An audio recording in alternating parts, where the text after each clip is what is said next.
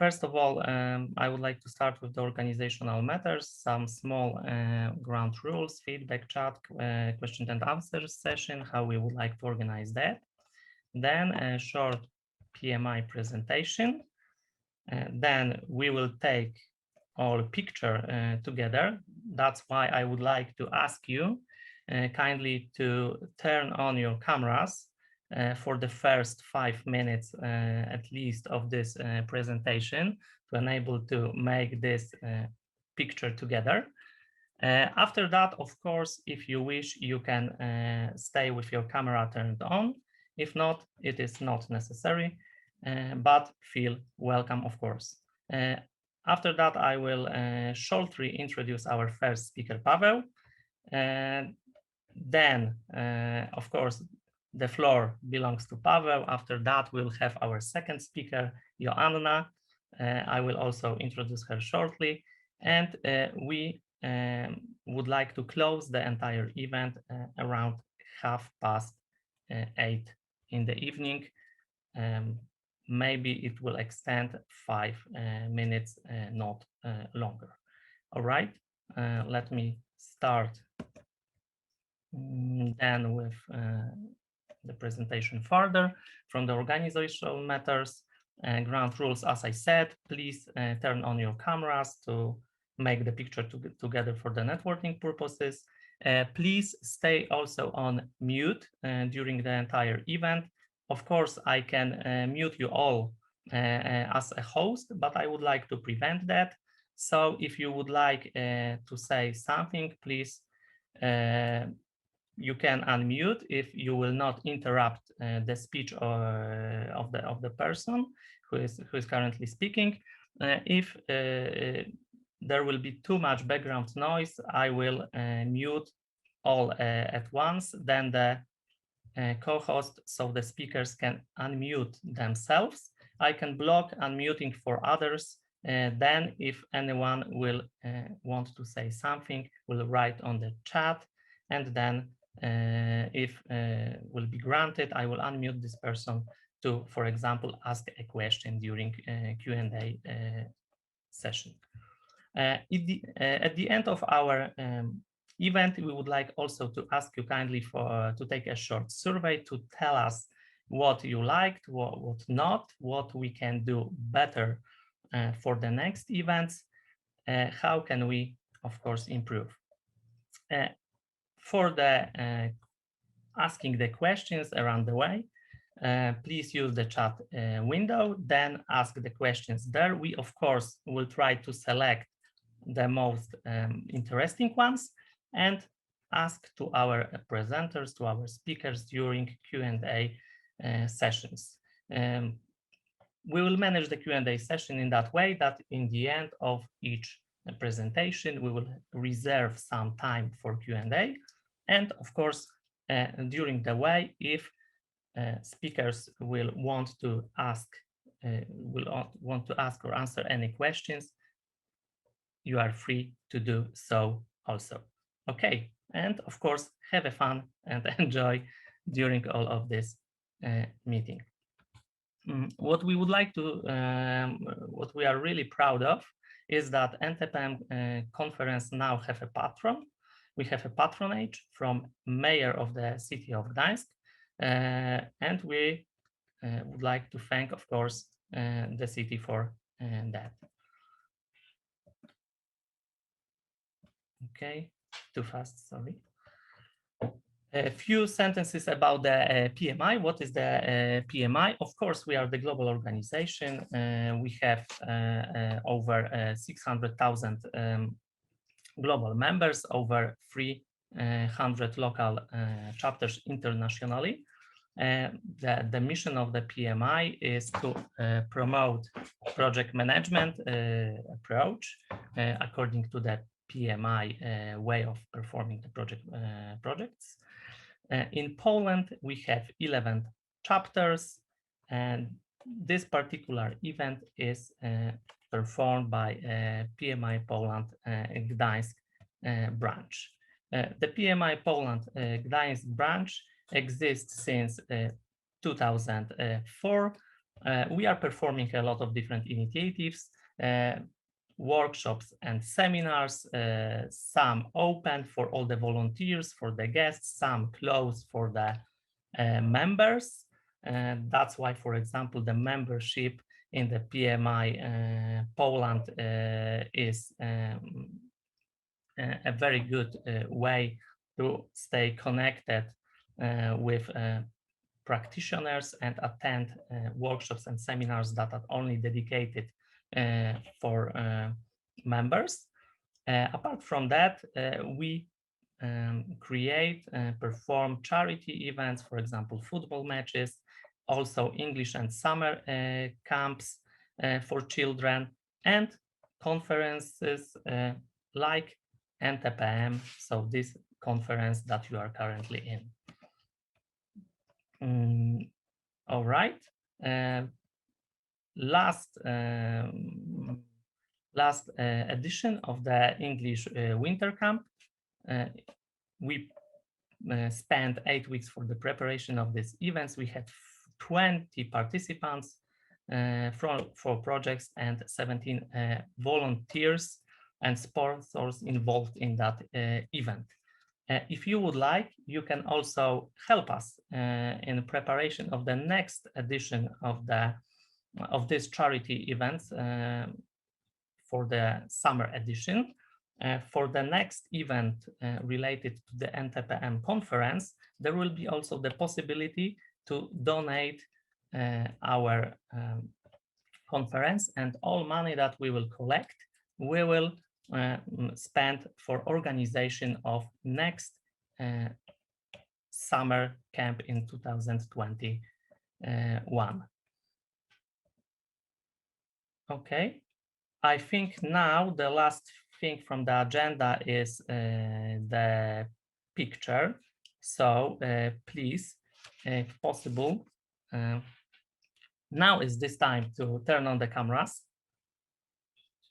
I will stop sharing my screen. Stop share. Okay. And I have a special background support person who is not visible on the conference, who will help us and assist to make this picture for us.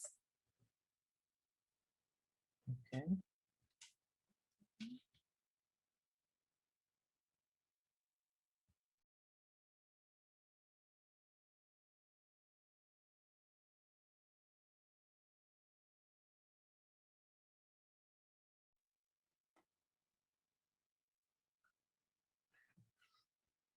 One more minute.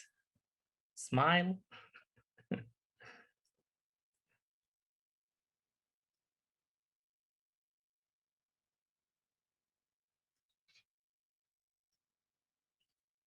Okay, I will use now a special sign. Is it okay? Are we done?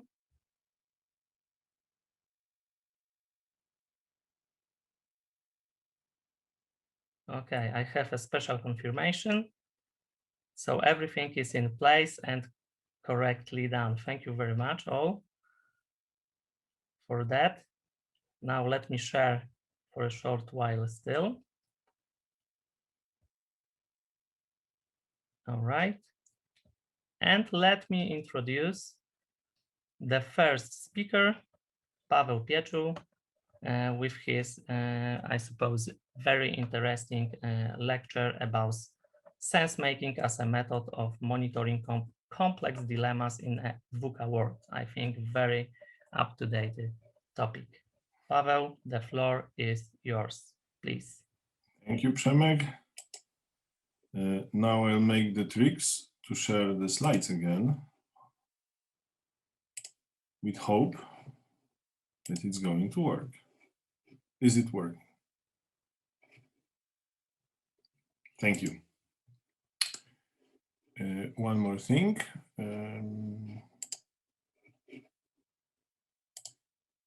I'll be ready. All right, all the windows are up. Thank you very much. Thanks to everyone for joining me with the presentation that has a complex title. So it's Please excuse me for a bit of a pseudo-scientific title, but we'll see. All those terms, I hope, will have their meaning. The agenda for the presentation is the following. We'll talk a bit about what VUCA world is. Then we'll switch to something that's called the Canadian framework. That's a framework that will help us look differently at categorization of the problems. Then we'll talk a bit about the methodology of adaptive moves and experimentation. Switch to Taylor reductionism and Goodhart's law as the main obstacles on our way to managing complexity. And we'll conclude with sensemaking and storytelling, which will be a method of knowing where we are. We'll finish actually with an example, a real-life example of how those things may work. I hope that I'll be able to make it on schedule. It's okay to ask questions anytime you want in the chat window. We'll try to dedicate some time during the presentation to answer them. And if we have time, we'll go through the rest at the end. Ready to go? So we start with the VUCA word. That's a term that's not new. It was actually invented in 1987, so it's pretty old, by the US Army War College in response to the changes that were happening in the war towards the end of the Cold War. Then 4 years later, the Cold War ended, and the word which resulted out of that, well, people and military, they believed it had to be different to what they had before that.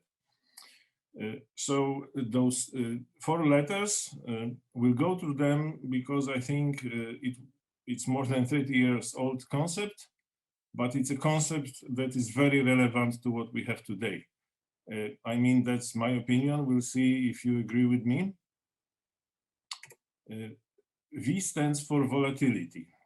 Volatility is like this chart shows. So there are changes between the extremes in, well, any values that we may like to observe in our world. And of course, well, the stock prices is one that comes to the mind.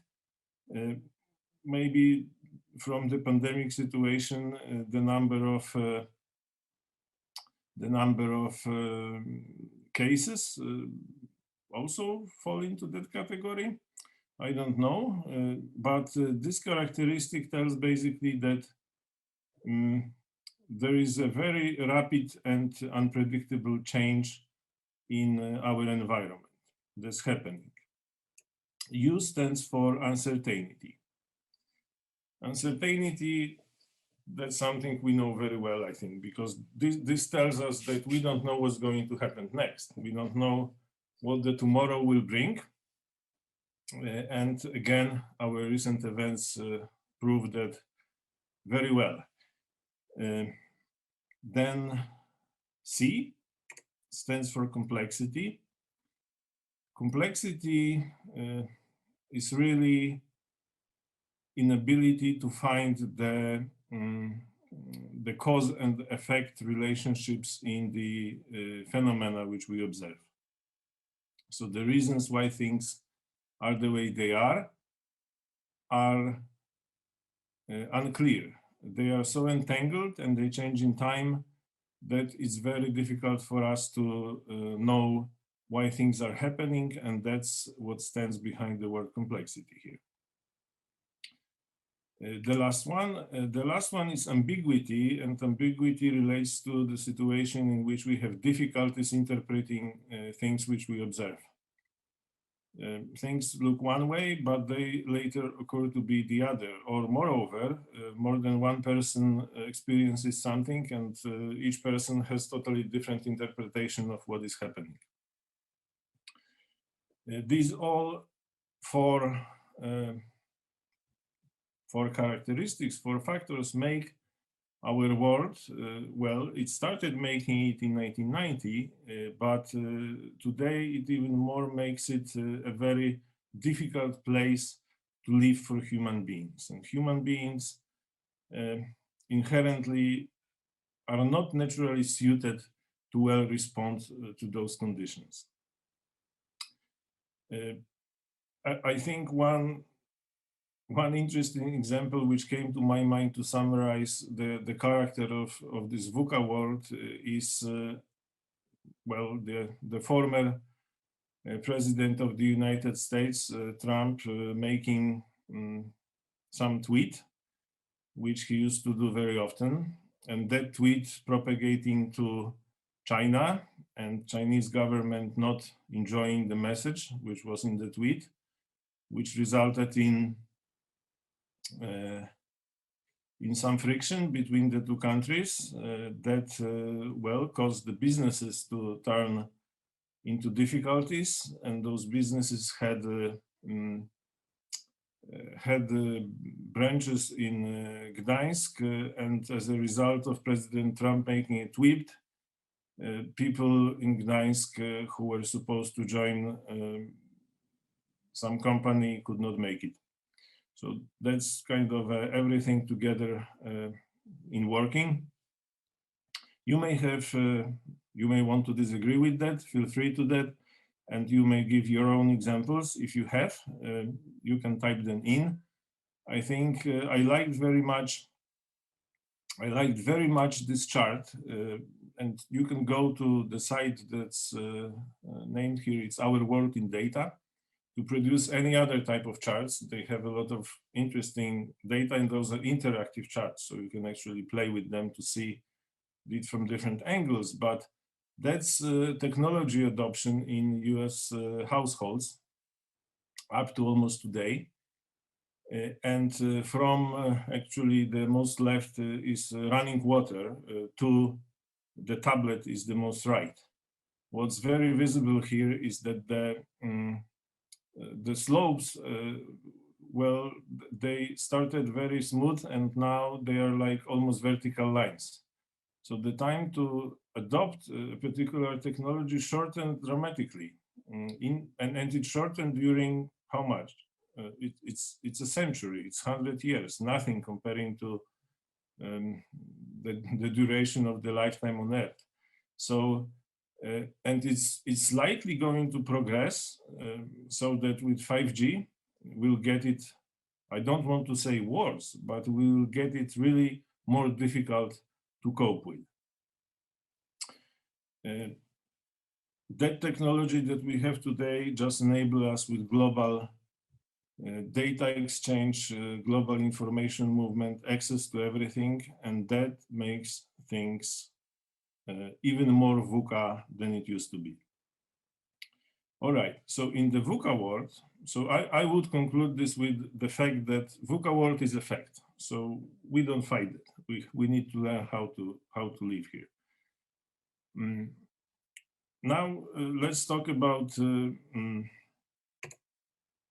Cynefin, because Cynefin, that's a Welsh word, so it has a pronunciation in the parentheses, and it's a term that directly translates into habitat.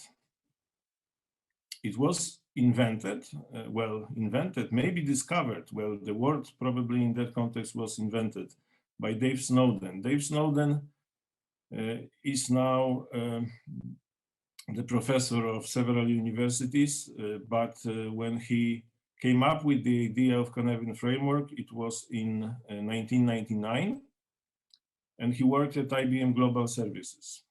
So the situation which he had there allowed him to look at the organization, and he noticed that the problems which the organization tries to solve are different to each other in a way that most people don't realize.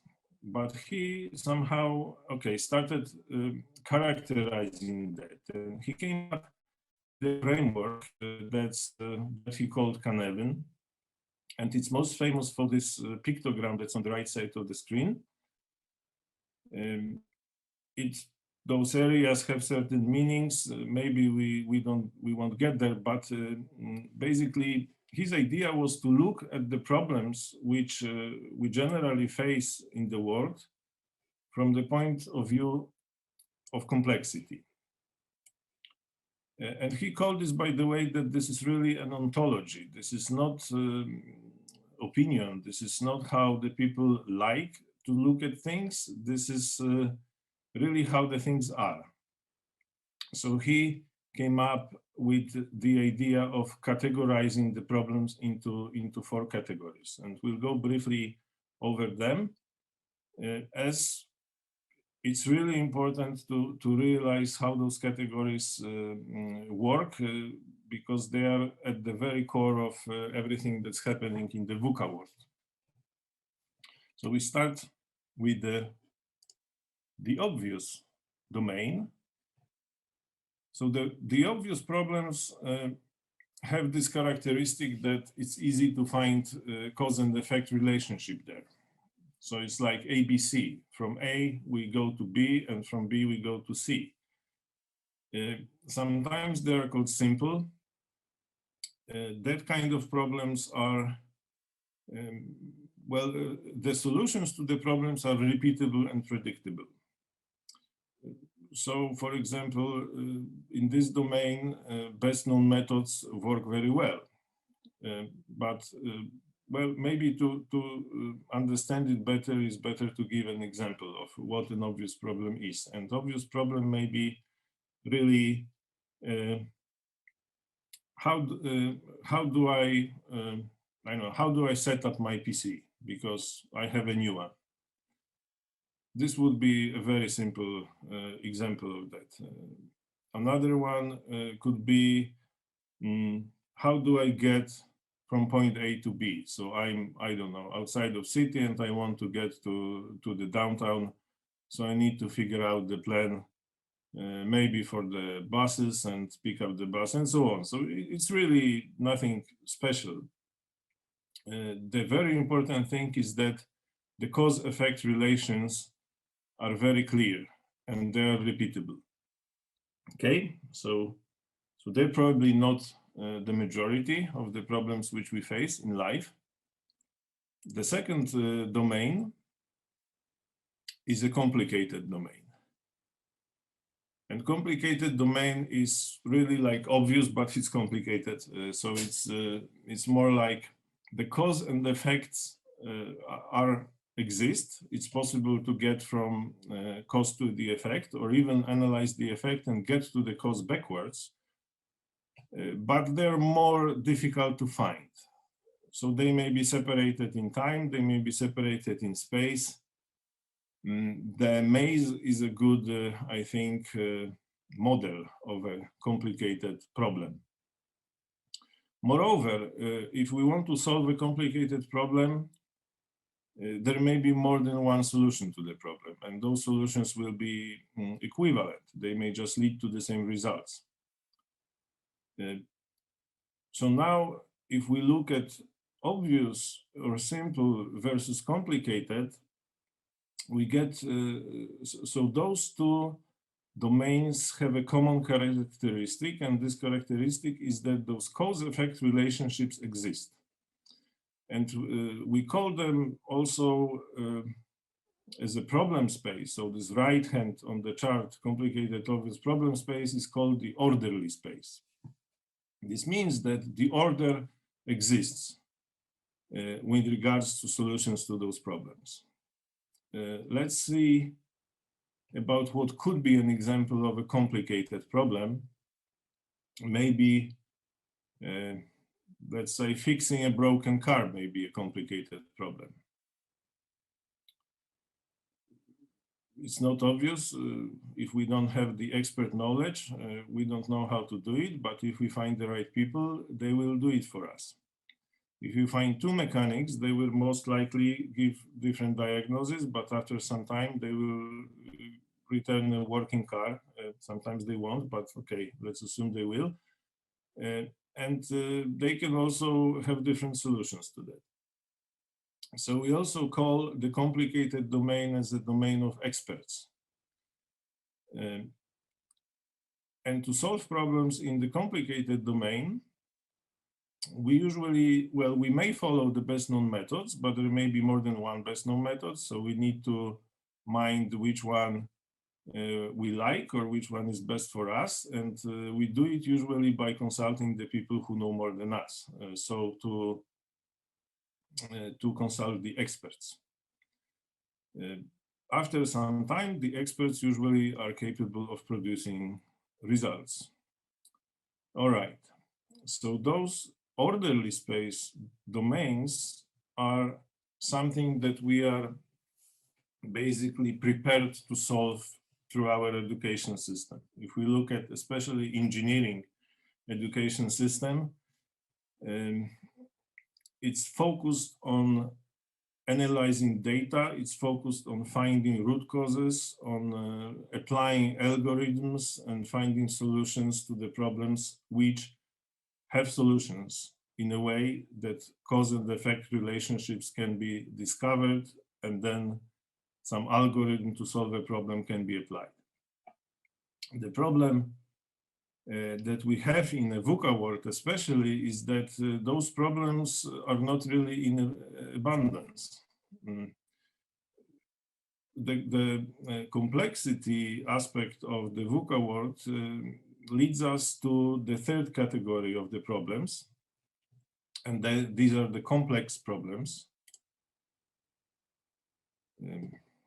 So the complex problems differ from the complicated, and it's sometimes very hard to get this distinction because it seems at first glances it's really the same. But Snowden actually made this distinction, and I think after some time I kind of assimilated that and had the aha moment of what the difference is. So the complex problems don't have this cause and effect relationships. We can actually explain what happens very well, but only in retrospective. If we try to apply the same solution to a similar problem, it usually will not produce the same results. So the system is so entangled that that the relationships between what causes what change in time, they evolve, or there are so many intertangled factors that make it practically impossible to find a working algorithms to solve this problem. And even if we find a good algorithm that solves the problem, the next time we try it, maybe next week, for example, or somebody else tries this in a little bit different environment, it may not work.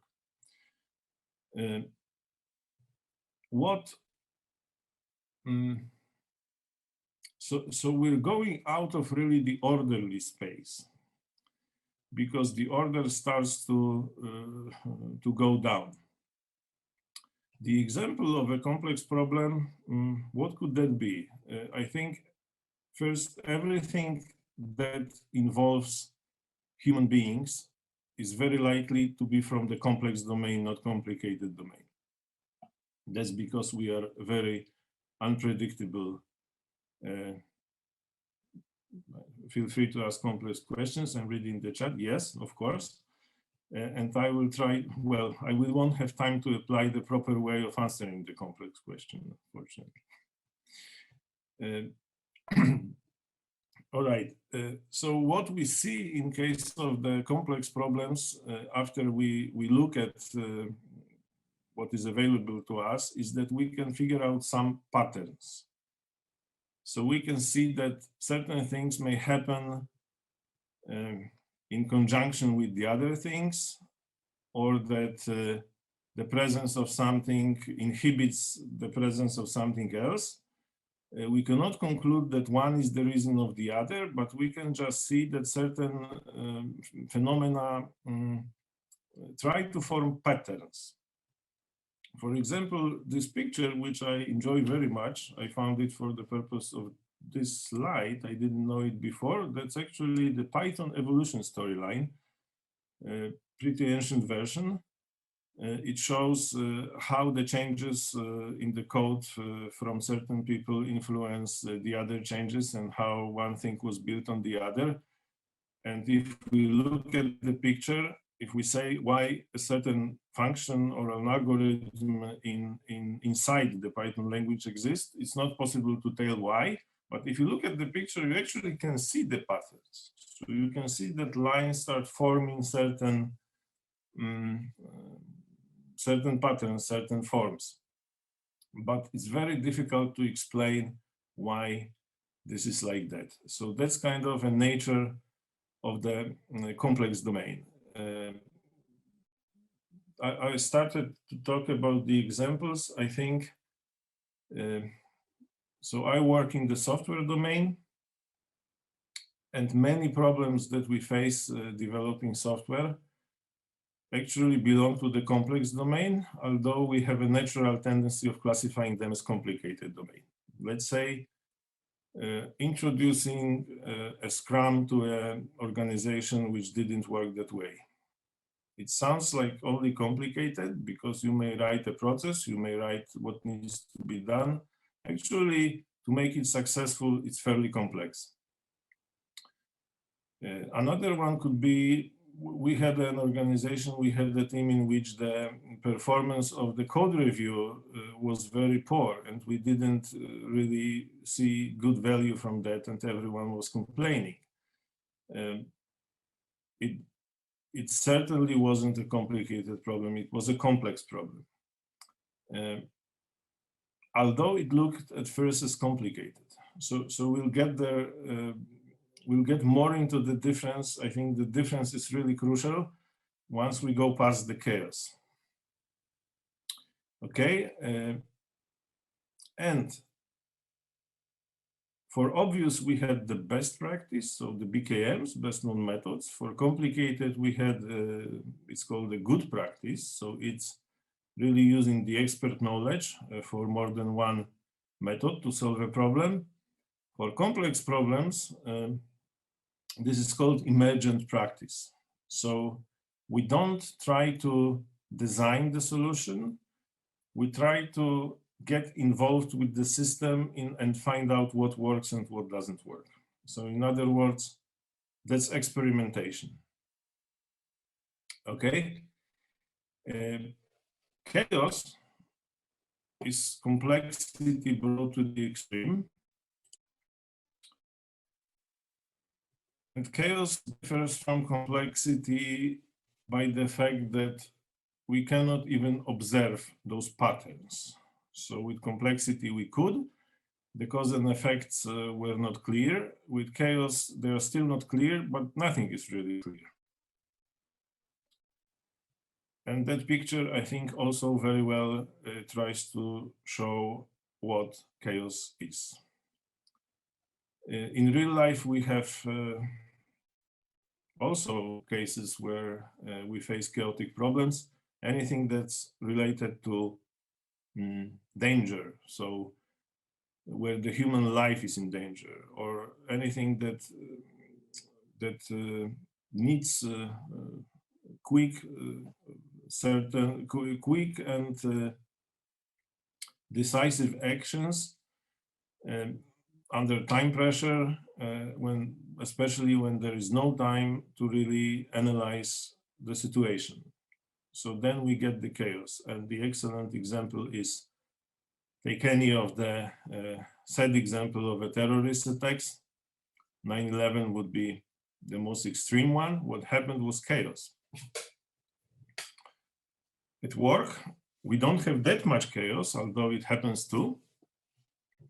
Chaos breaks up when, for example, customers find security vulnerability in our products. Like the zero-day vulnerability. And if it gets disclosed, that's where the chaos starts. All right. So we talked about the BKMs for obvious, good practices for complicated, experimentation for complex. So what's the right way of approaching chaos? The right way to approach chaos is to do something.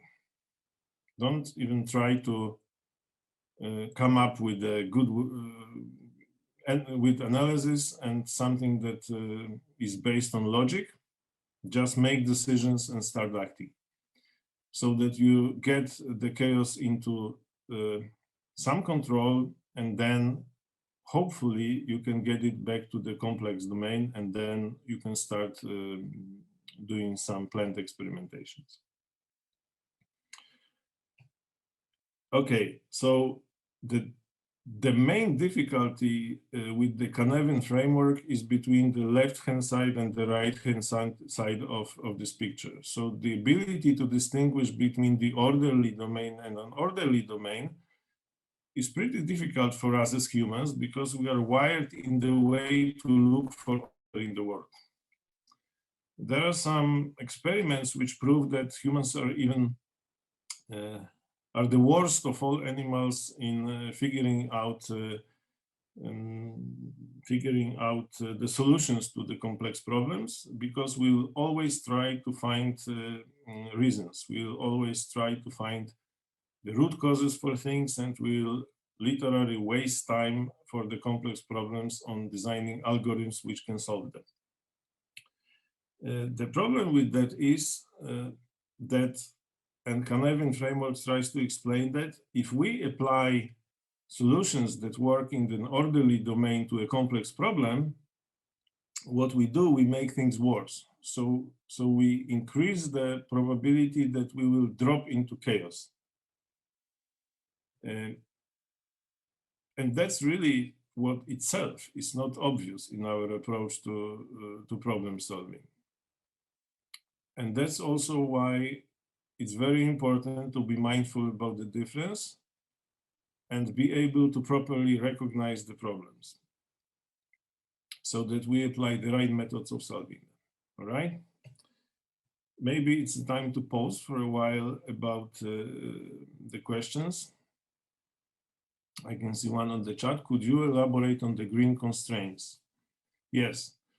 The constraints relate to how we approach managing the solution. So, for example, for obvious things, the tight constraints means that we establish rules. We establish policies and processes, because they will help us that every time similar problem is approached, we just apply the recipe and we get the result. That's why it's called tight constraints.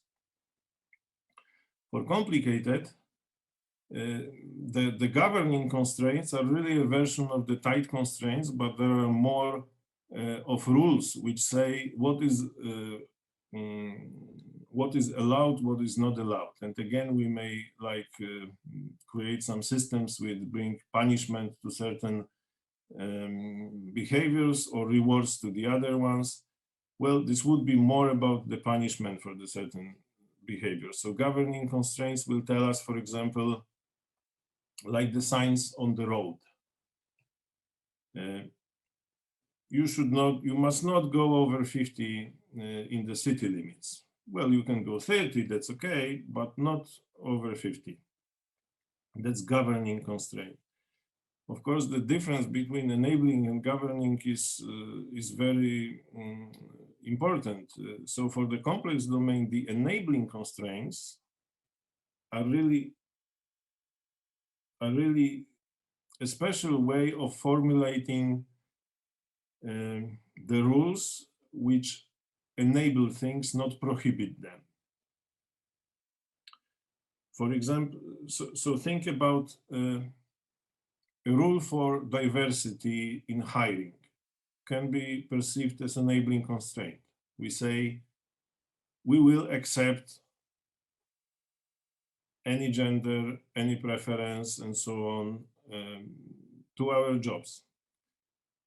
That's enabling constraint. That's not governing constraint. Governing constraint would say, we accept only males for the engineering positions.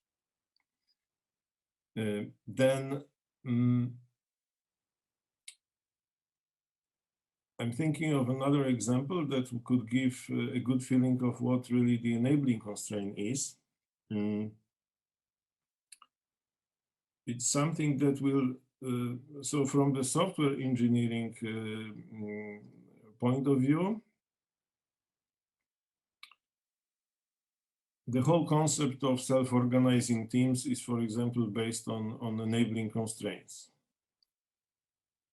So we say these are the conditions these are the goals. I don't know, this is the backlog. Go and self-organize in a way that will make you achieve the goals and tell me the way you want it to do. So we're enabling the team to with autonomy, for example. Lacking constraints is really lacking constraints. There's no time for setting constraints in place. There's time for action. Okay, thank you. Thanks, makes more sense now. Okay, I appreciate your feedback. Any other questions while we move forward?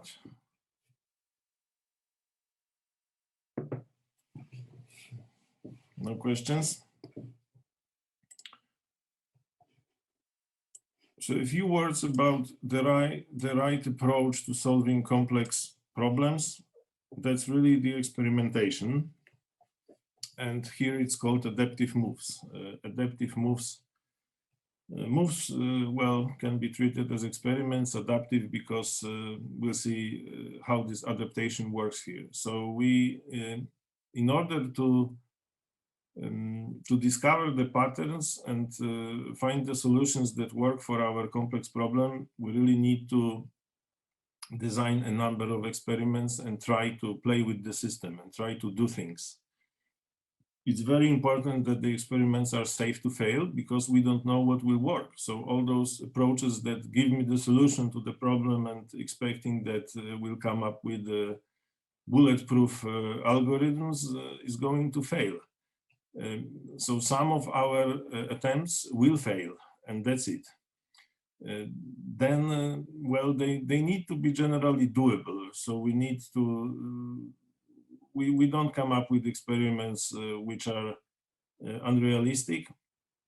So we'll really have to do them, and they need to be within reasonable time. What it means is really depending on the case, but I would think no more than a month probably with something that we try to do, so we get the results. And the other part of this experimentation is that we need to do more than one experiment to find the patterns and find what works and what doesn't work. So we really do the experiments in parallel.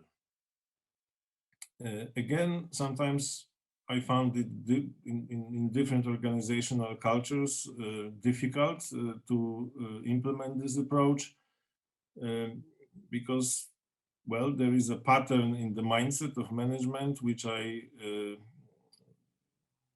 which I faced that, okay, you want to solve this problem, first do A and show me the result, then we'll talk about B. And that's wrong, basically, in case of complex problems. That's not going to give us good results, especially that if A fails, we will not get the chance to do B. So we need to do A, B, C, D, E, or how many more we can afford in parallel. And some of those experiments will be contradictory in nature. So they, for example, two of them, we know that only one will work. When one works, the other will fail. And that's okay, as long as we don't know which one will bring us the good results. They need to be naive. That's kind of another important thing, because for the complicated problems, we can hire experts. The experts know how to solve them. For complex problem, we cannot rely only on experts. Our solution may really be in the heads of people which have no experience. Maybe they're new to the environment. Maybe they're students. Maybe they're not even associated with the domain which we're trying to solve, but they may bring a totally different point of view into the group and then come up with ideas which otherwise we could not even imagine exist. So this, we call it naivety here. Oblique means that the experiments not necessarily need to approach things directly, because we remember there are patterns, but there is no root, there is no cause and effect relationship.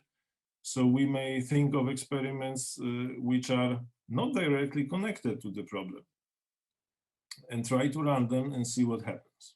All right. So that's about the adaptive moves as a method of addressing complex problems. Then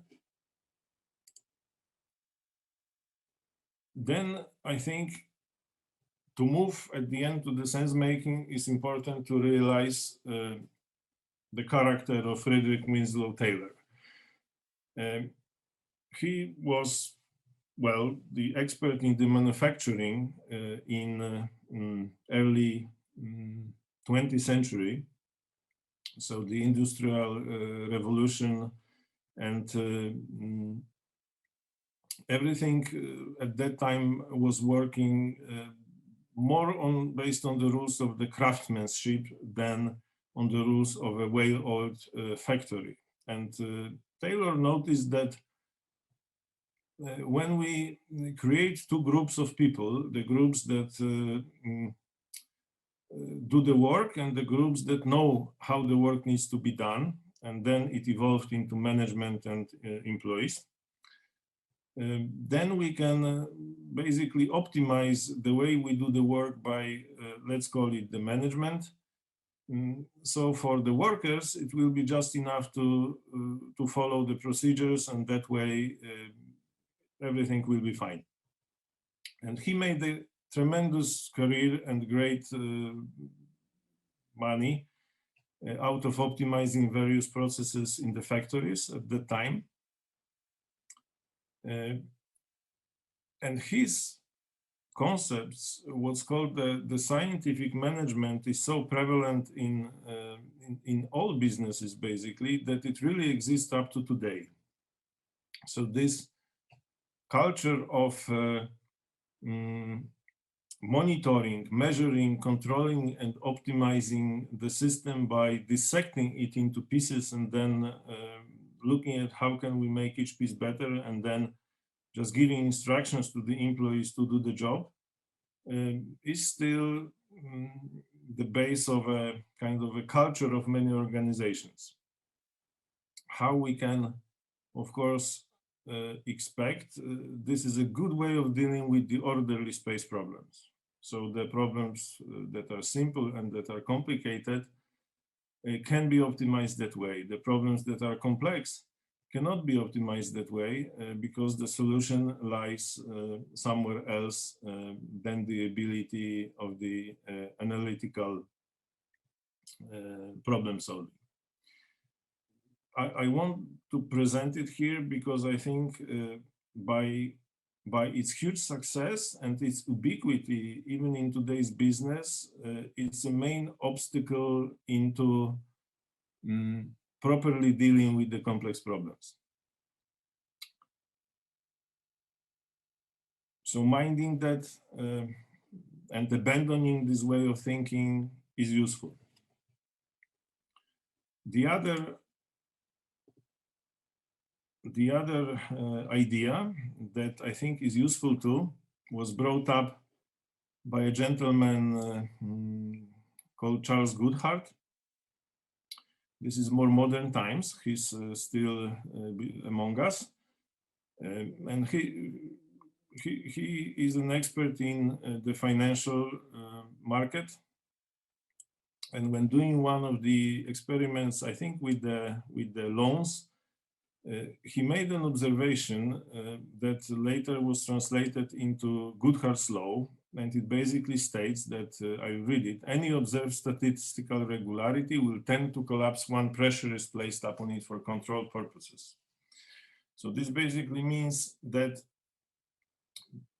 the traditional way of building KPIs and building metrics is very likely to bring us opposite results to the ones that we intend if we introduce them to the organizations, to the teams, to the businesses, in pursuit of some goal. It also seems like maybe it seems like something obvious, but that's another thing next to the tailored scientific management that exists everywhere, even in today's world. The examples that are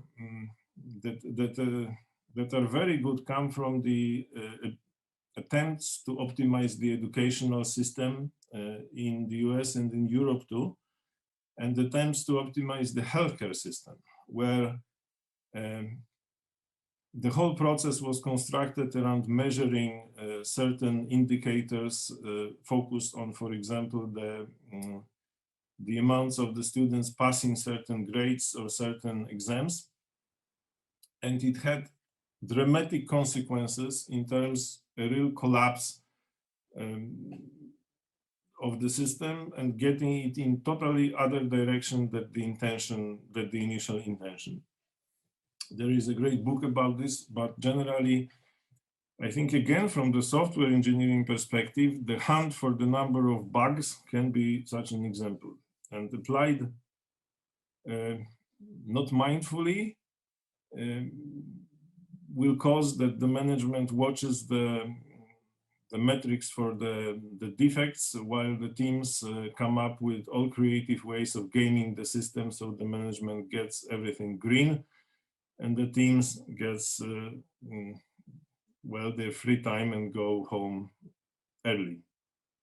It's reality. That's how things work. That's how people behave. And it also stands in the way of proper approach to the complex problems, because if we try to apply the metrics or the KPIs to measure the progress on our solving of the complex problems, it will likely be invalid. That's what the Goodhart's law say. And it often is. Okay, I can read the comments. Is that the question on Goodhart's law? The issue with this statistical regularity is that at the time of discovery, agents were unaware of its existence. When it's discovered, people adapt to the regularity and it ceases to exist. I'm not sure. Well, so okay, it's a comment, not really a question. All right, so we have, so what do we have up to now? We have the VUCA word, we have the classification, well, categorization of the problems into orderly and unorderly space. And we have tailored scientific management and the Goodhart's law to mind. So what, and adaptive moves as a method of approaching solving complex problems. So what do we do now? Let's say we experiment and we want to know where we are. So there's the observation that I think is very obvious, but is also profound, that humans are meaning-making machines, and when faced with complexity, are very good at creating stories to explain the world.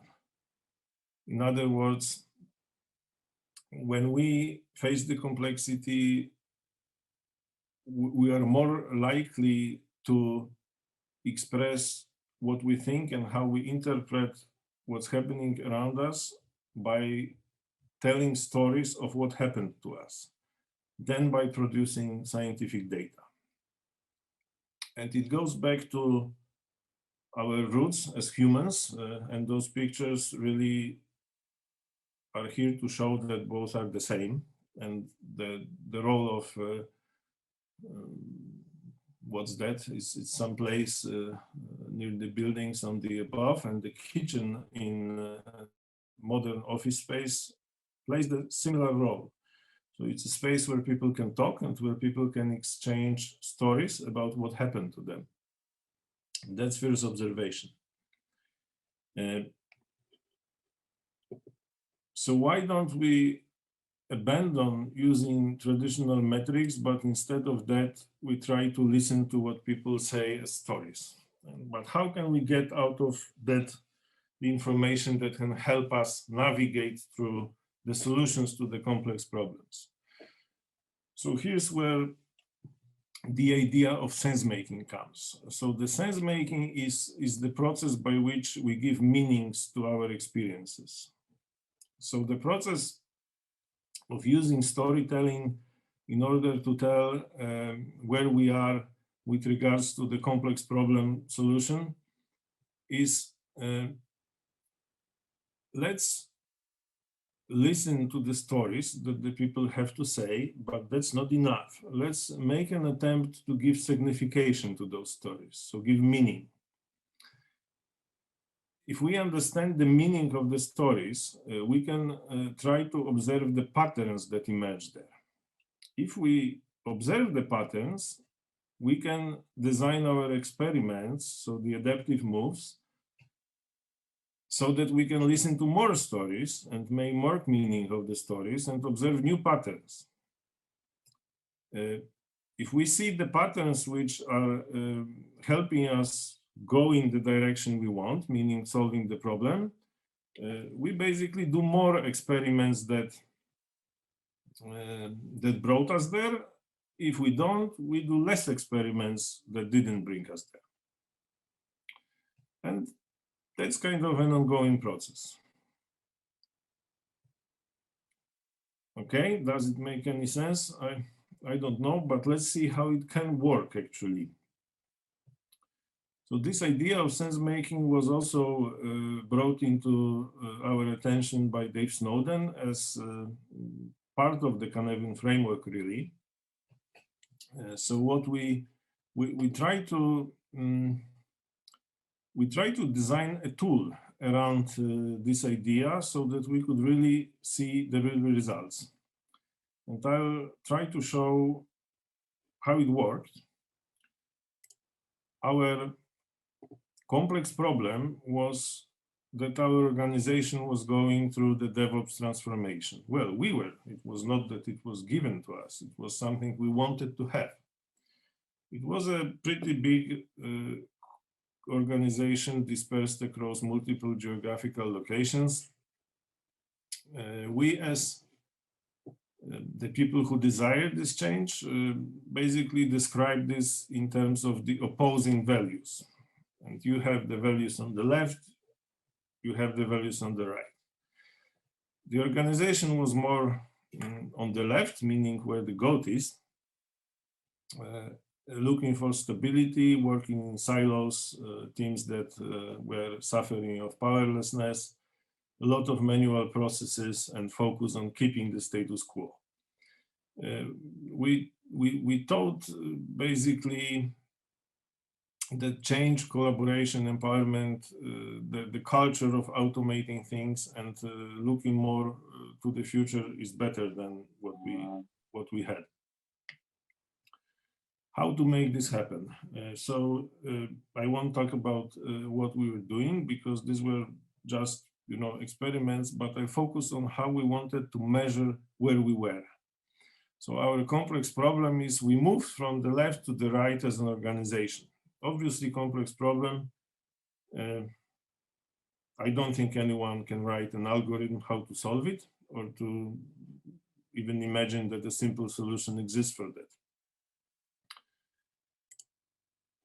We created a system which allowed the teams to actually tell us the stories which happened to them. So this system, so people could fill in a story. A story is really simple, a few sentences. Here is an example of such story, that something happened to a developer. There were other stories. People were telling us things like, well, I was in the kitchen and I noticed that anytime the manager comes, everyone becomes silent. That's a story. This happened to someone. And so on and so on. So the system allowed to fill in what happened to me. After we did that, so that's really storytelling. The signification part of that, we asked the people to give meaning to their stories. So we created kind of a, these are the vectors when people had to decide, is it more about the left or is it more about the right? And here we have this obliqueness, meaning that if we look at those two sets of values with the picture with the goat and the man, what we have here is not directly translatable to that. So it's a bit hidden. Though those dyads, we call it like the dyads, so there are two values to choose, two extremes to choose from, are still pretty simple.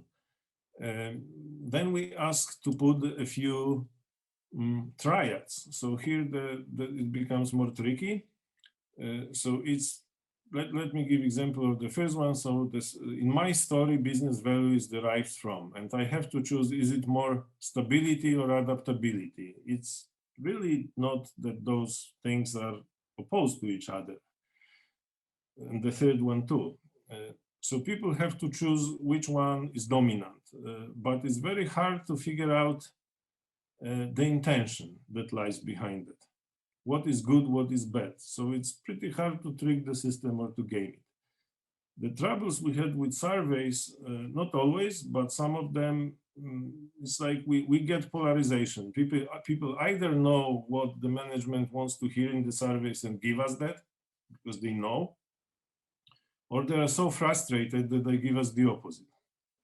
But it's difficult to conclude the real state of things. Okay, so we asked people to put like the dots here for the story. And then we asked them to tell us how they feel. That's very not engineering category, but okay, we have feelings. So we asked them to put up to 2, here are 3, whatever. Let's see where we got with that. I'm just looking at the time, few more minutes. So that's an example of the picture of the triads after how many, doesn't say here, but it would be something like I don't know, 50, 60 stories were submitted in the system. The color of the dots on the left represents business impact, and red is bad, of course, and green is good. So the stories which people put with regards to those categories started to really forming some visual patterns. On the right is the same picture, but it shows the frequency of occurrence. So we can eliminate maybe more rare cases, but those red dots are really frequent cases. So what do we see here on that picture? It was a very difficult question, and naturally everyone was jumping into analysis and trying to think, oh, so because we have red, the reason for red is results orientation. That's not true. That's not how it works. Remember, these are not cause-effect relationships. These are the patterns. So what we may observe is that really the red dots cluster around the center. The green dots, there are a few of them on the extreme, but there are no green dots in the middle, really.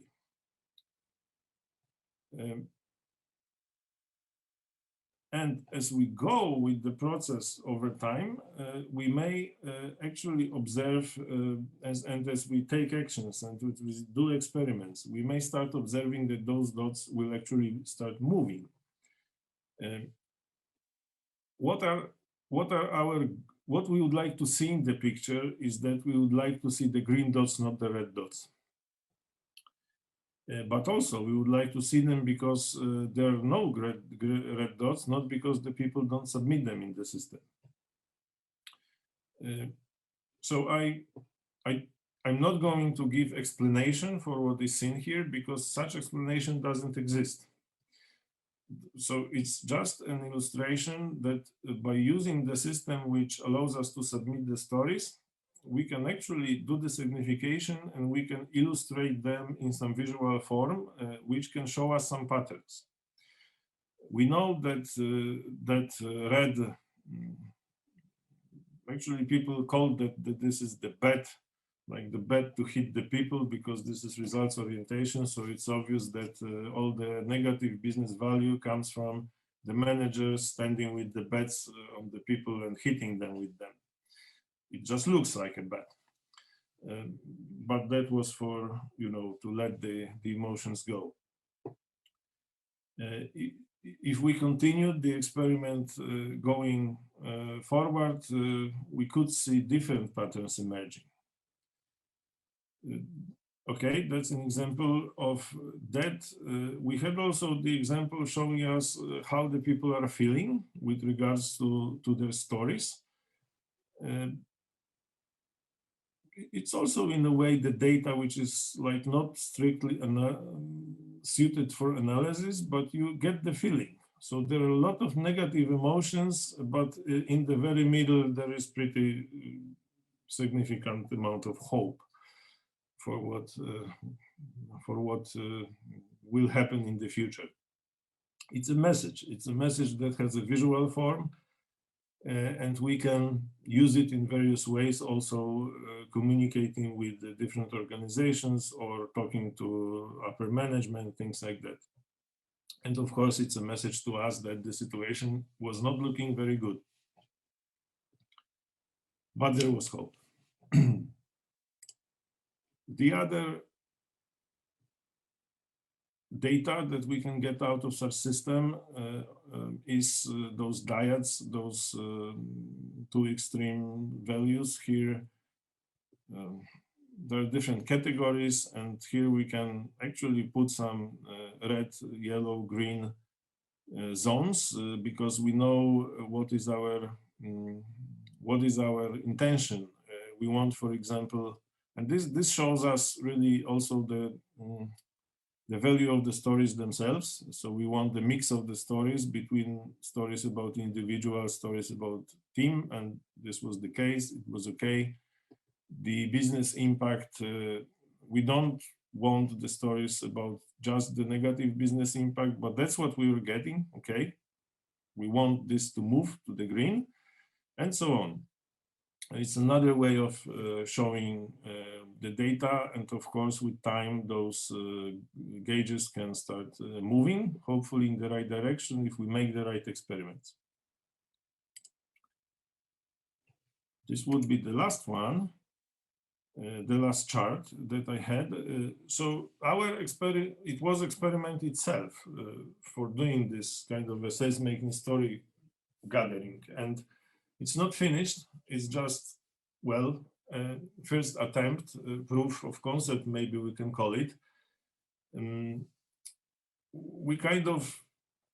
We made a big mistake hoping that, well, the data that was interesting for us as the local teams, let's call it, would be equally interesting for the others.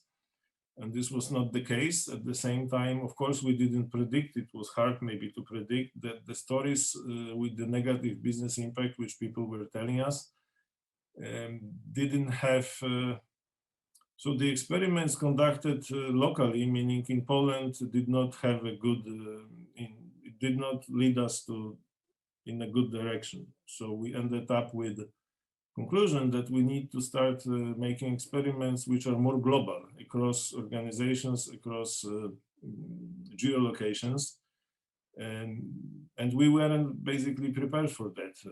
So it's a surprise in a way, but well, no, not necessarily a failure, because the experience gathered from there, I think, is a good starting point for us to continue that. I think the way that the people were submitting the stories, system proved to be supportive of that, and we didn't really have troubles in getting the people.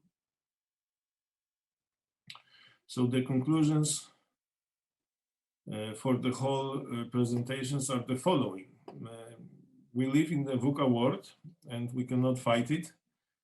Many of our problems are complex, and we need to learn how to recognize them from the orderly domain problems, because if we don't, we will be in constant firefighting.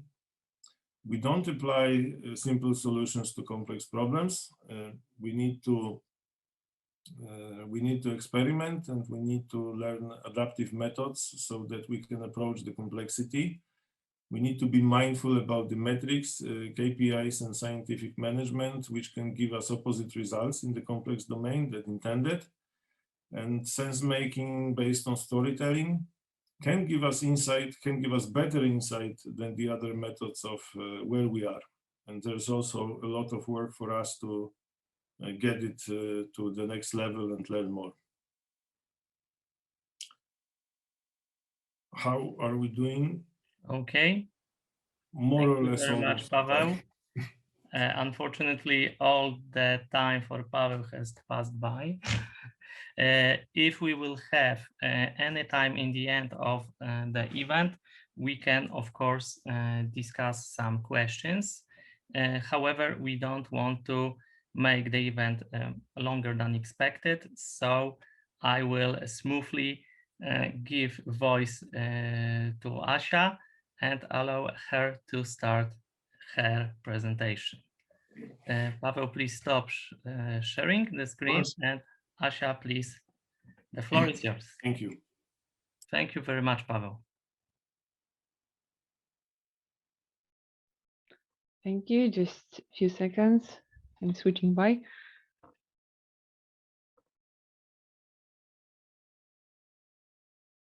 Let's see how it works.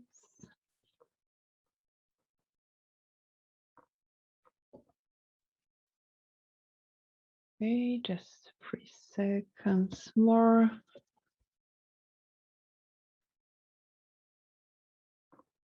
Do you see my presentation now? Can you hear me? Yes, we can hear you and we can see the Perfect. presentation. That's good.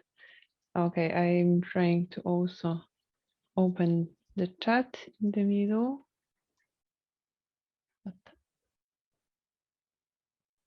Okay, never mind. I cannot see the chat here, so Przemek, if there would be the comments, because I would ask some questions in between, please let me know. Of course, we are tracking the chat for you, so that's in right. case any nice questions, interesting one will pop up, we will tell you about that. Perfect. Okay, so I'm starting the clock. So now we've heard the session about the VUCA world, about the changes, about lots of the different ways, and one important thing, of course, not the only one, but one important thing which we need to take into account here during my presentation is what Paweł mentioned, that we are humans and humans are complex. So our choices are not so straightforward. So whenever we are creating something, then we need to remember that we are still the complex machines. And let's start the presentation. Just a few words about myself. Let's face the truth. I'm the project management freak. So this is proven. I have full proofs for that. First, whenever you would ask me about the project management process or something related to that, so the tools and so on, I could talk for hours. So I saw within the participants that there are some people who work with me in the different organizations, and I know that you know that it is true, that I can talk about project management for hours and hours. So this is the first proof for that. Second proof for that is that during the day I work in an IT company, Code Lab, within the project management area. During the evenings, I work as a volunteer in a project management institute. And during the weekends, I am a lecturer from the project management and process management area on the Zachodniopomorska Szkoła Biznesu. So it is proven.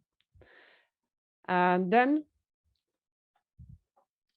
I would not bore you with myself. What we will cover today is short introduction. We will finish after this slide. Then we will have the basic information on what customer journey mapping is. So what exactly the tool is.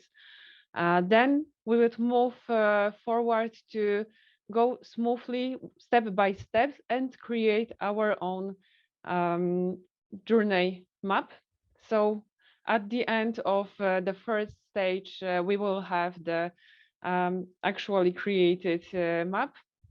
Then I would show you some other examples from the different kind of organizations, how it can be used, because we will do the simple map here because of the time.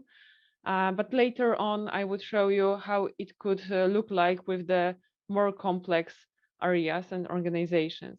Then we will quickly sum up and we will leave some time for questions and answers. Okay, so let's move forward. What customer journey mapping is? What is this tool? First of all, as it is mentioned, it is a tool. So it is something that helps us to gather information. Then helps us to understand our stakeholders, because we are mentioning here customers and users, but it could be another stakeholders we would like to more focus on. Thanks to that, we have more information. What are the needs of those people? What are the touch points whenever they are connected with our product or service or process? Where we should focus on, because it could be demotivated for them, or it could be motivating them. So emotions. So thanks to that tool, we can dig more what kind of emotions our product services will bring them. And this is also connected with the presentation of Paweł. It's a great tool if you want to build a great story, because if you have a journey already created, then it's quite easy to tell a story about your users, especially if you have the emotions attached to this journey. So those are the main goals regarding the theory, how we can use that. So from the practice, what we can achieve with that. First of all, thanks to that tool, we could have better experiences of our users, because when we know how they behave, when we know how our users react to our product or service, then we can make it better. Additionally, we could focus on the different users or the different stakeholders. So we can create different kind of experiences, not just only one. So whenever you create different journey maps, then you could have different stories. Additionally, we can monitor our experiences and behaviors. So this is this review action, this retrospective. So this also is a great tool to review that, to adapt for changes, adapt for our improvements. And the last, not least, is to discover the influential touch points. So whenever we know where are the touch points with our end users, customers, main stakeholders, and so on, then we can improve them, and we can make them better. So we know where to focus, we know how to prioritize our requirements, we know how to react with all the potential requirements within our products. From the theory, it's just it, because it's not so complex. Of course, when you go deeper, it's more complicated. But I would like to show that on the particular examples. When I was thinking about this presentation, I thought that it would be good if you would be able to relate to the examples. So the choice of the example was based on the possibility to react from your side, and we will do that, or we will create now the journey map for our presentation. So for this presentation. And we will do that step by step. If you have your own problems, if you have your own products, you would like to create journey map, you can also use those steps. It's the simplest way and the simplest template for that. Of course, there are more complicated ones, but we will start from the simple ones. Additionally, I would tell you a bit about my one of my examples when we were creating a new product, and also we used this tool for that. Okay, so before you would create the map, you should know who would be the tourist there. So you need to do some research. For today's presentation, I reviewed the LinkedIn and the participants who clicked on the new Trends in Project Management conference. And I've checked who would be the participants today. So from the data which I was able to use, I know that more than 60% of us here are project, program, portfolio, PMO managers, and around 40% are the managers or experts in the other area than project management. Based on that, we can go further with the steps. According to the example I promised you to tell about, we were building or creating a tool for the internal use, and within the team, we were at this stage analyzing the stakeholders of this tool. So we were checking who would use this tool and who we should talk with. Then, when we know who is our persona, then we can create the profile of this persona. Actually, I couldn't find a name for the persona. I've tried to find out if it should be woman or man, but we have a perfect equality here based on the LinkedIn, because we have 50% of women and 50% of men here. What I could find here is the education that most of us have, the university degree or similar. Regarding the mindset, looking for the profile, of course, we are all open-minded, looking for development. Regarding the feelings, we are happy, fulfilled. We all know about the management. We all know what is multitasking. We are very organized, and looking from the profiles, we are interested in development, new tools and opportunities. So this is the persona. The same we did for the project I mentioned about. Then we need to draw a journey map. What does it mean? First of all, it is very similar to process drawing. It is up to you how detailed it should be. Here, as you could see, I just draw the basic information about the presentation. So it's basically the agenda. So the same as was few slides before. Regarding the products, usually we are taking the end user perspective. So whenever we are creating the products, it would be the end user experiences from, for example, opening up, setting up, and then using them for the first time. It could be the several ways of using that. If it's about the service, then it could be from the, for example, in the call center, it could be from the first call for the first touch points till the end of the whole conversation and so on. So it is up to you how you would draw it. Important thing is to cover all the steps. So regarding my example, we've created the map of the end user. I was one of the main stakeholders, as I was the one who would use that the most within the organization.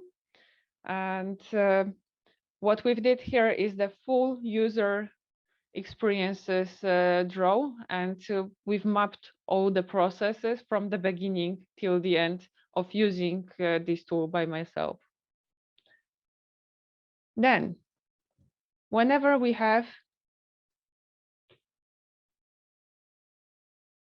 the steps, then we need to mark the points that we met our end users and mark the elements that could make the users happy, that could satisfy the users, that could be highlighted by the user as a like good experience points and so on. So this is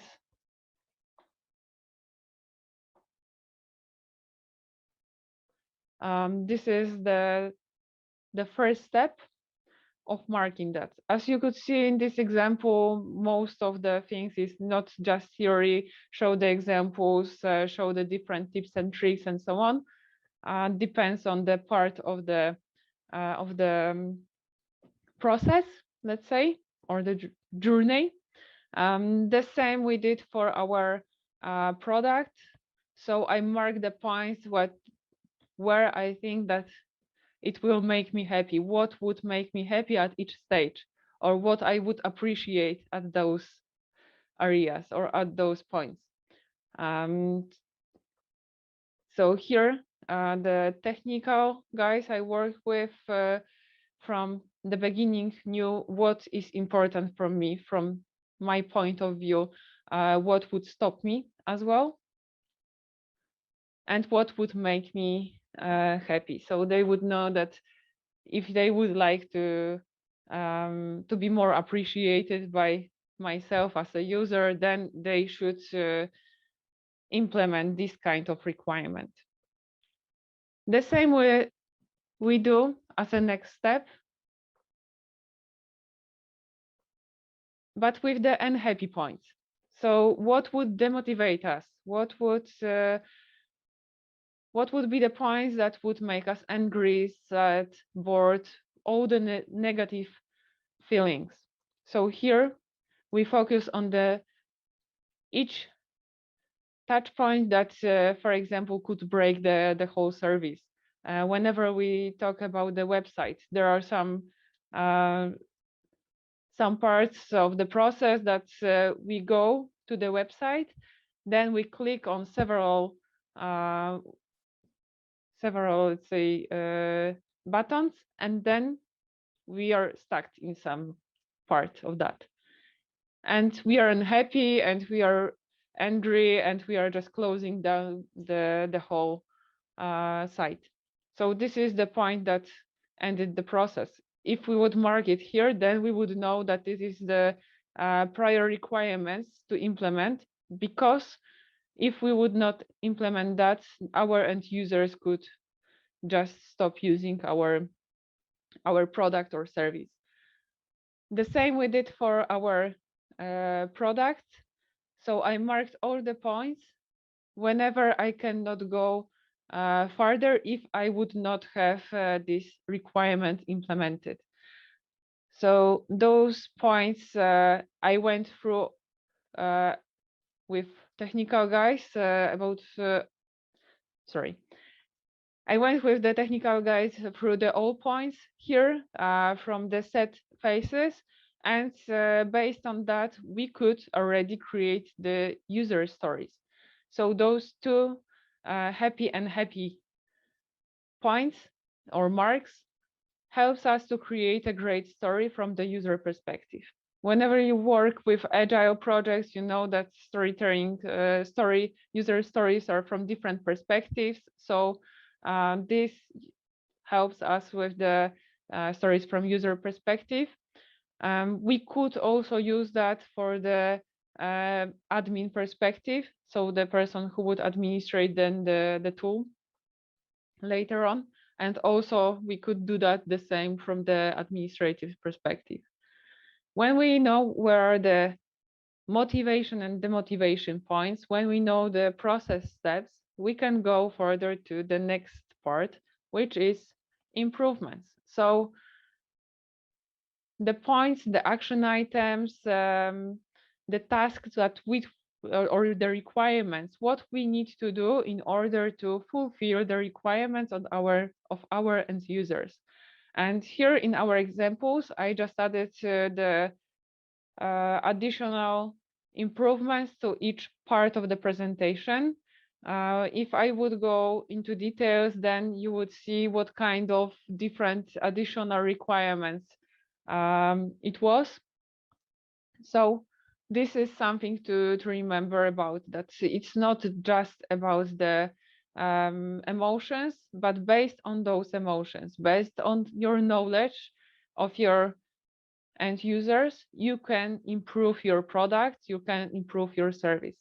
Here, for example, as you could see, I have the information that I cannot have more than 2 slides, or I cannot have too much theory, and I need to focus on the real examples. So that's why we have everything shown on the real example of this presentation. So the same we did during the our product, and then we created the improvements. So I taught the, let's say, business analyst perspective. So the business perspective, and the technical guys added the technical perspective into that. So they created additional stories for the technical improvements that we need to do in order to improve the tool. Okay, right. Let's go further. So what you would improve in this process? When you saw the actions, when you saw the happy faces, when you saw the improvements, do you have any idea what we could add here, or what we could change it for the future? Just write into the chat, I can see that now. What kind of improvements I should think about here? Or what is your perspective?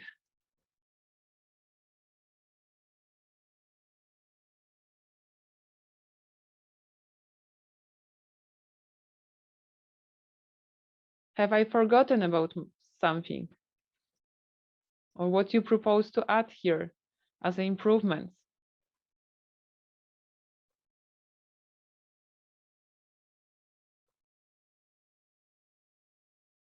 Yeah, elevator music, background music, true. Pictures, true.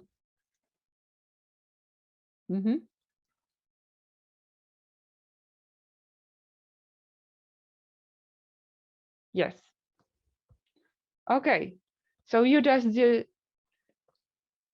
the review of my journey map. So I just create something. I haven't thought about the different kind of pictures during the slides. I haven't thought about the additional things. So you just did the review, and this is the next steps, because I have my own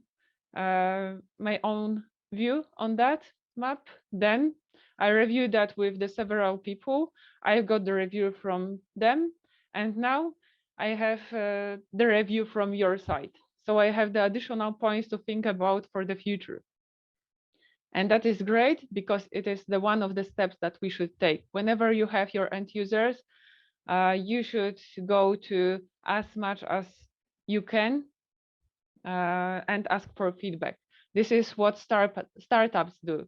The best practice that you can do whenever you have the idea of the startup is to create some first view of what this startup will do, or what your company will do, and then get the feedbacks for your potential customers.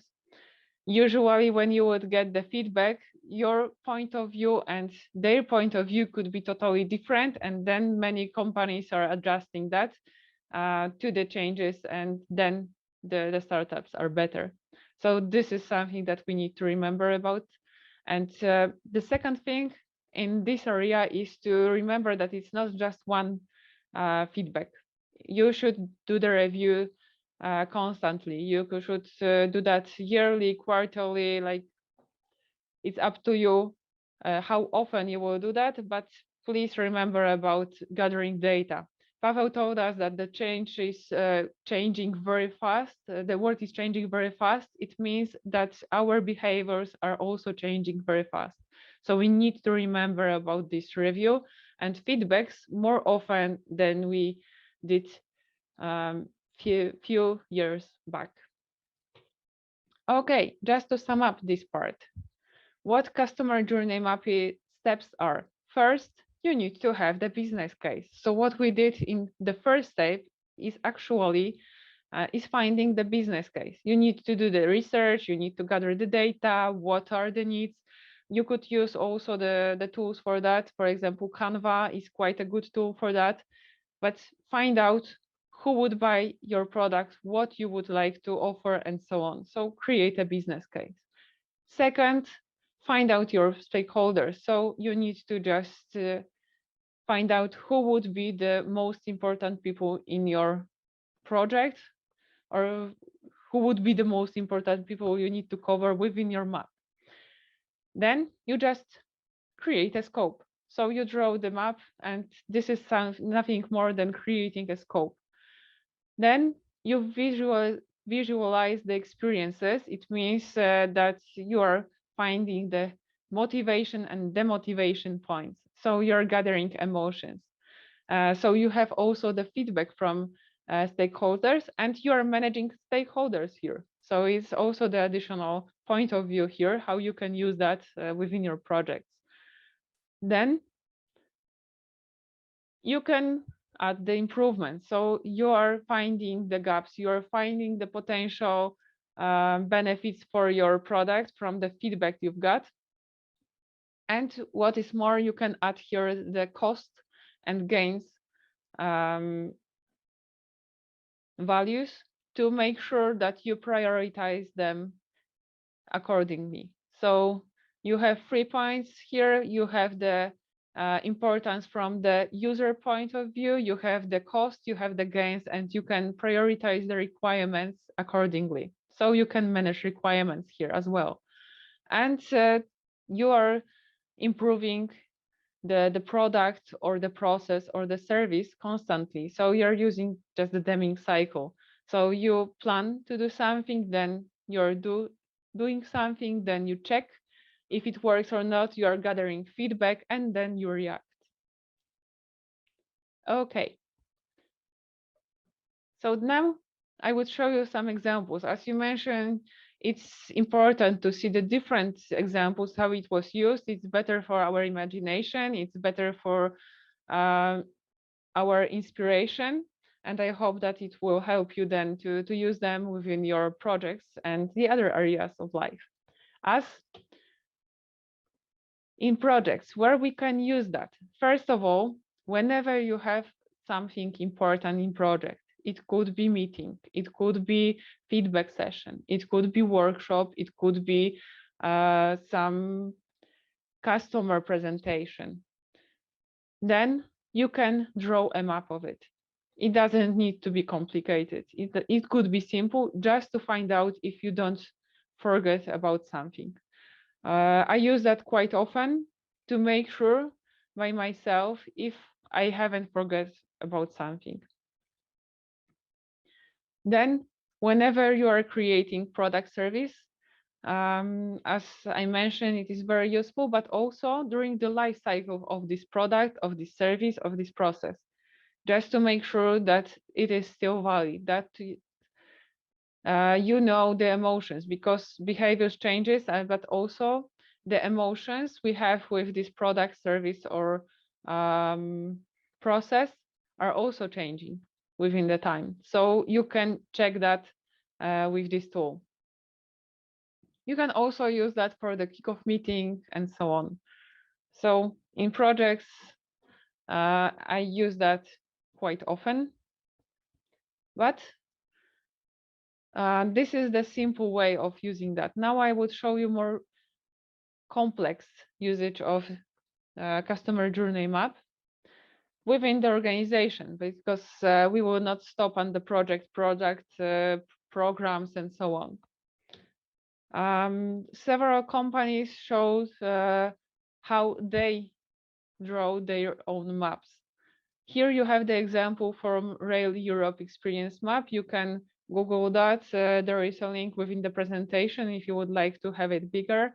As you could see, there are lots of possible add-ons here to the journey map. So you could have the whole way with thinking, feeling, experience areas. So this is the big tool to gather all the process feelings. And as you can see at the end of this slide, you have the opportunities. So it is also those improvements. Then the next example, how it can be used, is from the brand experience journey. So in marketing, it's quite often used because marketing cooperate with end users very often. So it's quite good to draw this map. And here we have the experience from the brand experience journey. As you can see, is the different scheme, the different template, but the general idea are the same.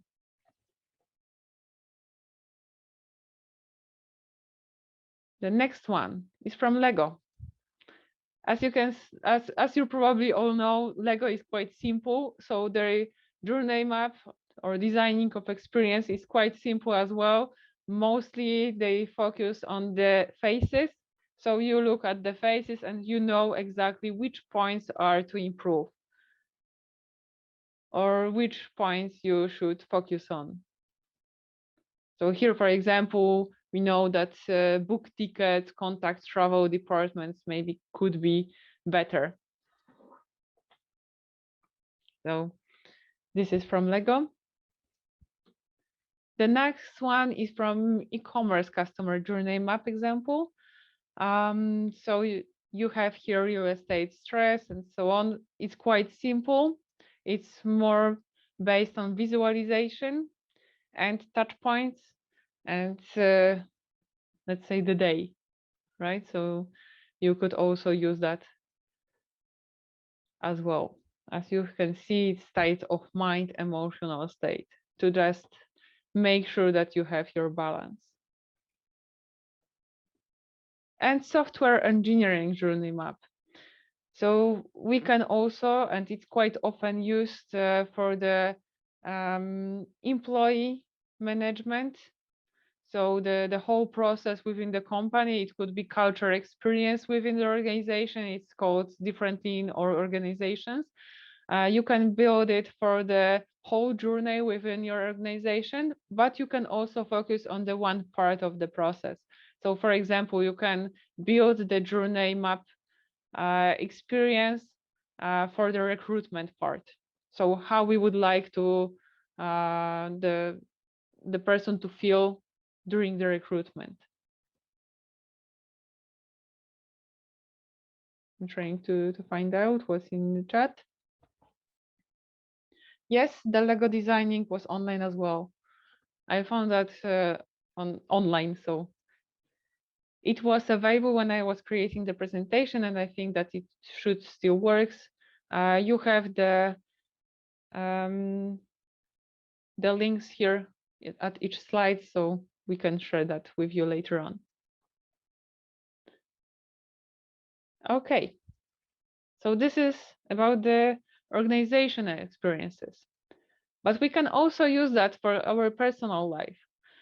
For example, whenever you have a big event or party to create, or you would like to go somewhere with your friends, maybe it's not so popular nowadays because we have the pandemic times, but maybe it could be even more useful now to create a journey map with our experiences, with our highlighted moments, and with our emotions. So you can use that also to remember about the parts, to remember about the emotions, especially when you are creating, for example, party for somebody else. Then you can draw the persona of this person, and then you can focus on his, her feelings here. So what would surprise this person, if this person would be happy, and so on. It could be used whenever you have interview, or I also use that when we created the conference. So we built 3 personas and 3 journey maps for that, to make sure that we covered everything. And I'm using that also for the personal development. So I'm creating or thinking where I would like to be in 5 years, and then I'm drawing the map, what I would like to, what I need to do to be in that place, and what kind of things which maybe make me happy, which make me sad. So maybe I should change somehow them, or if I have the other options, how much it will cost me, how much I would gain, and so on. So this is also the way.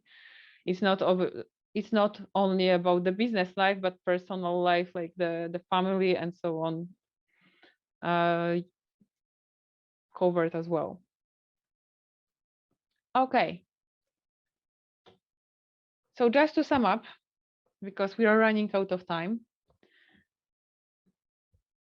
customer journey map is a tool.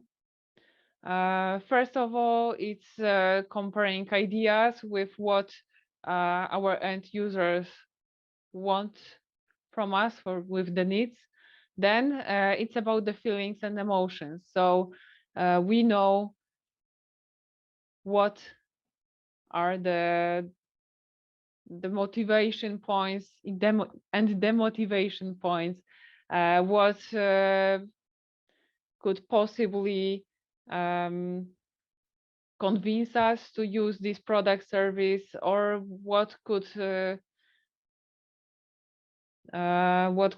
be added here, or what we could do in order to have better feelings from our customers.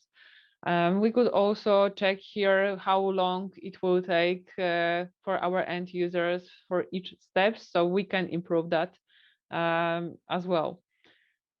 Then we can calculate the costs of improvement, so what we will gain, how it will be taken by our customers, if it will bring us reactions from them or not really. And basically, thanks to that, we will make sure that our product, service, process would be the best as we can do. So finally, we aim to create something that our customers will love. And I promise you tips and tricks, right? So tips and tricks. First of all, it is not the IT tool, it's the tool. So you don't need to have the IT tool for that. You can just grab pen and paper. You can just draw it and ask somebody for opinions from your colleagues, friends, users, teammates, and so on. So don't focus on the perfect tool for that. You just use whatever you can. So you don't need to spend money on that.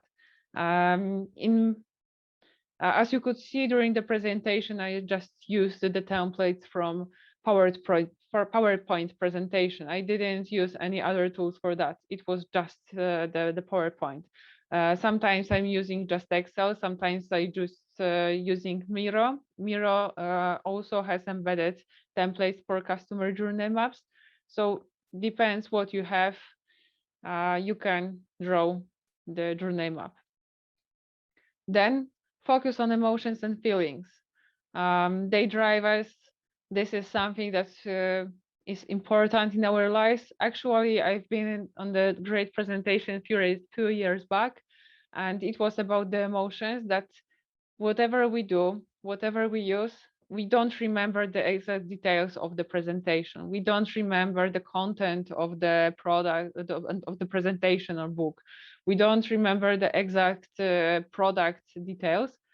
What we remember is emotions. So we remember if at that time we were happy, or if at that time we were quite angry, sad, and so on. So emotions are the key. Then focus on process and improvement. It means that whenever you have those basic information, then you can think how to make it better. And remember the review. We are changing, world is changing, everything is changing. As Paweł mentioned, we are more and more complex words, so we need to adapt to changes. So we need to also review what we propose. Okay, as I promised, I left time for questions.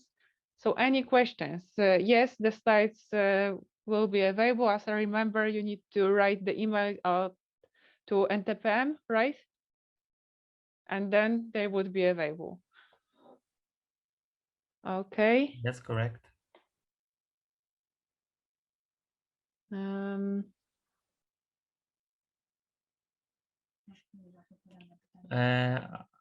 I think, Asia, you have answered all the questions along the way. I haven't seen any extra ones, but maybe they will appear in a minute. In the meantime, I would like to ask you one question, if you are okay. Sure. I am just curious if you have any preferences to use any of the methods or any tools, techniques from the examples that you've shown, that you know that works and you could recommend it, or is it have to be always custom made and it's not possible? Actually, in my case, usually I start from this simple one that we've created, but then I customize that based on the example I do. So based on the case. So I start always with the simple one. So with the steps we've taken. And then I usually am trying to go back to the examples. Usually is the first one is like this one. So from this journey map is the simple one. And then sometimes I go more with the Lego. So more about the feelings. And this one is, but this one I use quite rarely. So I'm trying to keep it simple because from my perspective, it's usually less is more. So it's sometimes better to do not overthinking. So I understand you prefer the KISS method. Yes. It keep it simple, stupid. Yeah, exactly. Okay. I really like my free time. I'm trying to do that, to have some of that. And usually it's quite hard for that. So I'm trying to use the simple methods which works. And only when if it's not working, then I'm improving that for the more complex one. Because if I use complex one method at the beginning, then my complex problem with the complex tool could be could be doubled or even more.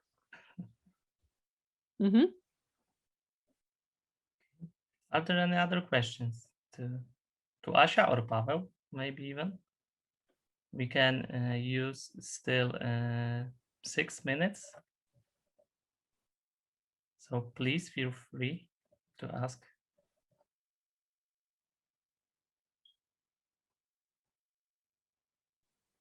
Of course, you can ask also the question afterwards, after the sessions on our email, ntpm@pmi.org.pl. So please feel welcome to do so. If we have still 5 minutes, I had one question to Asia. I would like to ask also one question to Paweł from myself. I am just wondering if in VUCA, is it not a common trap that we can go directly to the chaos? Let's say we can say, everything is very complex and complicated, complex. So basically we can not do anything. We have chaos everywhere. So we must improvise. We have to do something without any rules or developing any methods. Have you had such also experience, Paweł? My feeling is that it's not natural to do it that way, because facing chaos is more stressful than facing complexity. So I think I would guess it's not preferred way to go there. You say it may be tempting because then you can rule, you can reign, you can be the authoritarian decision maker what to do next. Yes, for such people maybe that's true, but everyone else then probably will be opposing that if facing complexity, not chaos.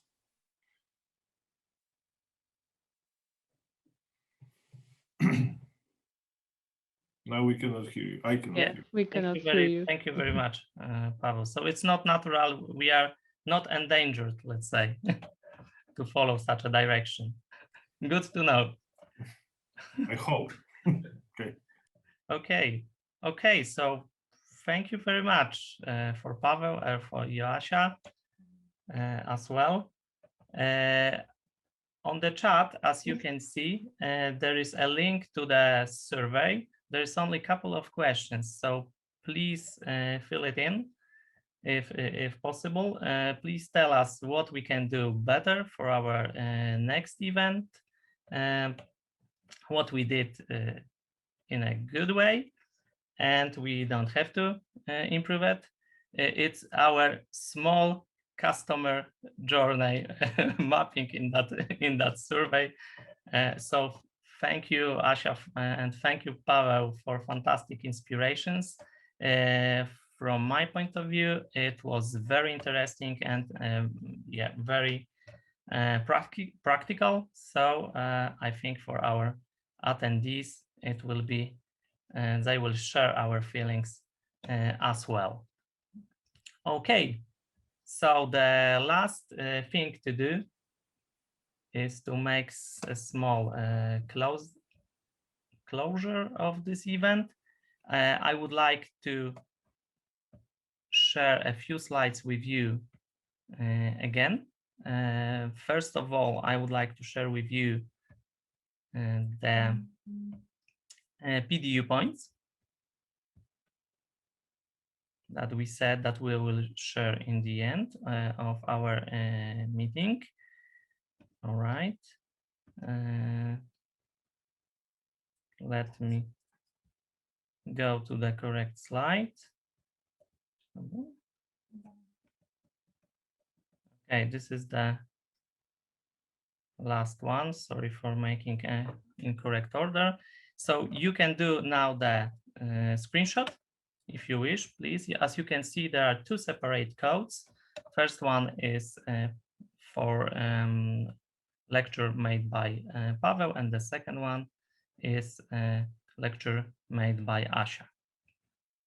All right, but going a bit back, a couple of slides. Of course, please stay in touch with us. As you can see here, we provide our email. If you have any other questions to our speakers, please ask via email and we will share with them and provide you the feedback as soon as possible. Please follow also us on the social media, on Facebook and on LinkedIn. Please attend also our next meetings, which will be very interesting. Also, our next event will be held on the 4th of May. We have also two speakers, Katarzyna Czekaj and Łukasz Skotarek. First speech of Katarzyna is about 10 lessons from bottom-up agile transformation. And a very tricky question from Łukasz: we are remote, what's next? I think it will be very interesting to know the answers and the lessons learned from our speakers. What do we plan for further events?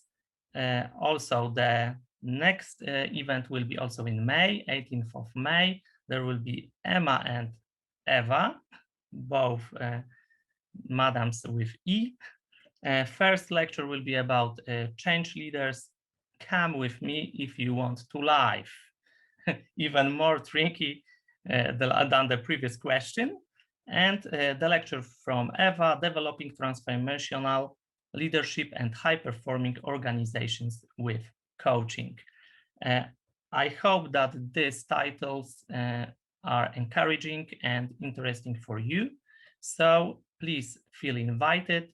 Please follow our social media. All the invitations will come in the coming days, so you can register. Please also remember about the possibility of donate our events, and all money that we will collect, we will use to prepare the next summer camp for children. Also, on our social media, you can see all the events that we have planned for entire year. There is a number of them. So as you can see, our offer for you in Ntpm 2021 is very rich. Please feel invited for all the events. All right, once more, please see the codes. If you haven't managed to make a screenshot, please do so now. And once more, thank you very much to all of you for the participation. Thank you to the speakers. Thank you to all the volunteers that spent their free time for preparation and conducting of this event to make it happen. And see you, hear you in the future events in the Ntpm conference. Thank you very much for your participation. All the best for you and have a nice evening. Thank you very much. Thank you. Bye-bye. Bye.